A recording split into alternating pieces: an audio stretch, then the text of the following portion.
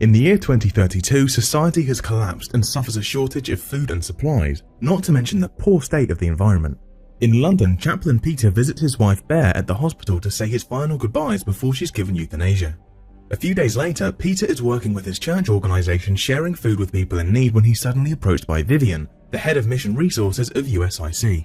As soon as he hears the name of that company, Peter tries to leave her behind, but he changes his mind when Vivian says she was sent by Morgan, the company's co-owner and Peter's old friend. Apparently, Morgan wants Peter to join the OASIS project, which consists in building the first permanent off-world human colony on a faraway desert-like exoplanet. This doesn't make sense in Peter's eyes because he and his wife had been against this project since the very beginning, prompting Vivian to explain things have changed after they received a mysterious transmission she shares with Peter. Morgan appears on the screen admitting Peter was right and that the project wasn't just about saving Earth, it was so much bigger than he could ever imagine, and that was why they needed to make a spiritual presence on the base. Morgan believed that presence could only be his friend. This is still not enough to make Peter accept, but Vivian finally convinces him when she mentions the company will make a hefty donation to his church so the organisation can flourish in helping people. After lots of thinking, Peter accepts the job and he's transported to the facility in a private car that is attacked on the way by furious people that are tired of companies wasting their money on private projects instead of helping the planet.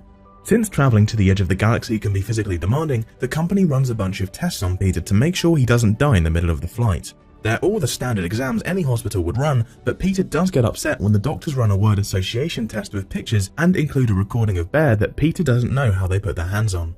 It isn't until it's time to leave the planet that Peter meets the rest of the crew and befriends Sai, a botanist. Because the trip is so long and dangerous, the entire crew will be in an induced coma that will help preserve the muscle tissue. As the spaceship takes off, Peter slowly falls asleep while revisiting a bunch of memories of Bear, including death. The spaceship arrives at Oasis in the middle of a sandstorm, but the local workers are incredibly efficient and safely pick up the new crew to take them to the base in their rovers. On their way there, Peter can't help noticing 3 graves outside the building. Once they make it to the base, Paul receives them with some energy drinks, while security officer Sarah double-checks the crew list, not understanding who Peter is or why he's there instead of an engineer. Peter explains he's a chaplain sent by Morgan, and hearing that name makes Sarah share a worrisome look with BG before rushing away to have a talk with Vikram, the chief executive, who is having yet another meeting to tell the men there won't be any more drilling until Morgan comes back because those were his orders, no matter if the plants are desperate for water. When Vikram hears about Peter, he isn't amused either and orders Sarah to check him out. Meanwhile, Peter is getting rid of his astronaut suit, but he isn't allowed to shower because of the lack of water, prompting BG to explain they aren't drilling because the surface is too hard. While Paul takes Peter to a shower stall to wash him with blue foam, Sarah takes the chance to look inside Peter's bag to confirm his identity. After the shower, all the newbies are taken to see Dr. Severin, who gives them an injection to help their bodies adjust to the oxygen mix up here. She also injects a tracker in their arms because the company must know where they are at all times. Lastly, she explains there are chances of visual impairment due to changes in the atmosphere plus pressure on the optic nerve that may cause hallucinations and headaches. During dinner, all the newbies discover the food is awful and barely any better than what they give you in jail. Sarah informs Vikram that Peter seems to be telling the truth, so Vikram stands up to offer a welcome speech mentioning the colony of dreams, which BG corrects to nightmares under his breath. After mentioning the importance of teamwork, Vikram offers a specific welcome to Peter and invites him to say something as well. People are a bit weirded out about having a chaplain living with them now, but Peter quickly earns everyone's respect with a heartwarming speech that calends everyone, inspiring for living away from their families for the sake of humanity. If anyone needs an ear, he'll be there for them. Afterward, BG shows Peter to his room, which is very small but comes with a computer that allows him to send emails home and message internally. BG also shares some medicine with Peter to help him sleep because getting behind on his sleep may have bad consequences. Before BG leaves, Peter asks where Morgan is, to which BG answers he's out there somewhere as he points at the window. While Sarah is in her office sending messages to her daughter Frida, Peter receives a message from an unknown sender with one single sentence that he recognizes from the Bible. "What I tell you in the dark, speak in the light." By the time the sun rises, the sandstorm is already gone, so Peter takes a chance to explore outside, noticing the multiple moons in the sky and the graves again. Then he approaches Alice to ask her about the different machines, and she explains the basics of the work they're doing. She also shows him the drones that follow them all the time and points out they'll never live on Earth again. When Peter asks about Morgan, Alice doesn't answer and only wonders why Peter was told about this place at all. Their talk is interrupted by BG, who informs Peter Vikram is looking for him. After Peter is gone, BG wonders why they sent a chaplain, to which Alice answers, funerals. On his way to Vikram's office, Peter passes by Morgan's room, allowing him to overhear 2 men looking through his things under Vikram's orders because he wants them to find anything strange. These men also comment on Morgan apparently going crazy, and Peter notices the same Bible quote from the message written on the wall before the men see him too, and they close the door. When Peter makes it to the office, Vikram immediately asks what Morgan said to convince him to come, but Peter is already getting suspicious and just says Morgan wanted a man of God in the base. He asks again about Morgan's whereabouts, and when Vikram tries to say he's just exploring, Peter admits he knows they're searching his room.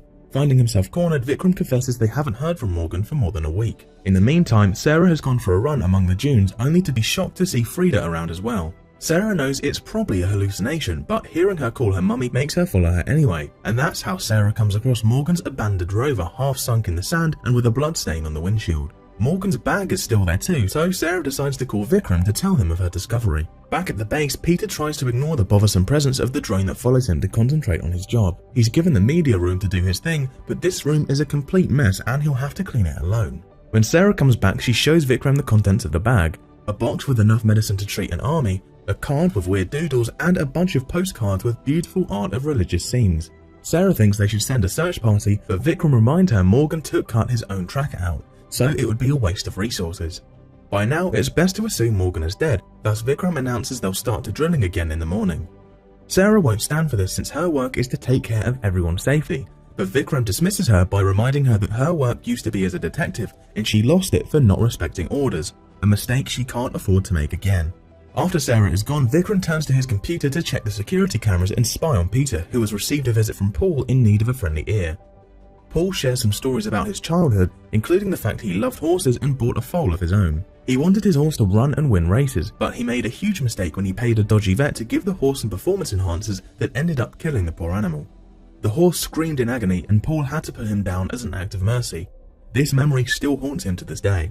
Peter tries to offer some tips to help him and move on from past mistakes, but Paul immediately interrupts him to admit he sees the horse here on the planet all the time. He doesn't think they're hallucinations, there's something here that's affecting everyone, making them see things and causing all these accidents. The 3 men that died so far all saw something that distracted them before they walked into their death. When Peter asks what Morgan had to say about it, Paul glances at the security camera and tells him to ask Sarah, who did the investigation on those deaths. Afterward, Peter sneaks into Sarah's office to look at Morgan's bag, finding a tube with blood and the religious postcards. Sarah finds him and scolds him, but Peter doesn't let her intimidate him and begins asking questions. Unfortunately, Sarah still doesn't cooperate and pretends she doesn't know what happened to Morgan. She also claims the 3 deaths were accidents. In return, Sarah does some questioning of her own, showing Peter she's found his old criminal record. However, Peter isn't bothered by this and just explains meeting his wife changed his life, and that it was her who brought him to God. That night, BG can't sleep because he keeps seeing his father outside his window, so he goes back to ask Severin for something stronger and permission to stay platonically in her room for company. The next day, Paul is starting the drill again, only to get distracted by his old horse appearing before him. Forgetting it's not supposed to be real, Paul comes closer and tries to touch it, only to end up coming too close to the drill and getting heavily wounded. The workers immediately take Paul to Severin, who does her best to try to work on Paul's wound while he mumbles something about seeing his horse again, but the drill damage is too big. Peter holds Paul's hand and offers a prayer for his soul as the poor man dies while remembering his horse. When Sarah asks what happened and hears the story, she curses and stomps out of the room, unable to deal with this anymore. Alice doesn't like what she's hearing either and takes Peter to her room to show him a special message that Morgan left with her, saying she should show it to Peter if he ever came, but only if Alice trusted him. The message is an audio clip of Morgan saying something is amazing, and another weird voice repeating the words Jesus Christ. He also asks Peter to find him and ends the recording with the same Bible quote from the previous message. Meanwhile, Vikram holds a meeting to inform everyone of Paul's death, calling it an accident. This time though, nobody will accept this excuse because they saw Paul reaching out for the drill on purpose. BG cuts in and says the planet is messing with their mind, so he believes they don't belong there. Everyone has been seeing things they shouldn't, and Sai reminds them of the effects Severin told them about when they arrived. However, Severin is tired of this too and confesses those side effects aren't real. They're a lie Morgan told her to spread after the first death. The crew gets furious and demands answers, and seeing as he can't control them, Vikram puts up a new rule. Nobody leaves the building until further notice. Sarah notices Peter didn't come to the meeting and goes looking for him. At the moment, Alice is giving him access to Morgan's room where Peter finds a detailed map with coordinates under the Bible quote that can only be seen if you turn off the lights.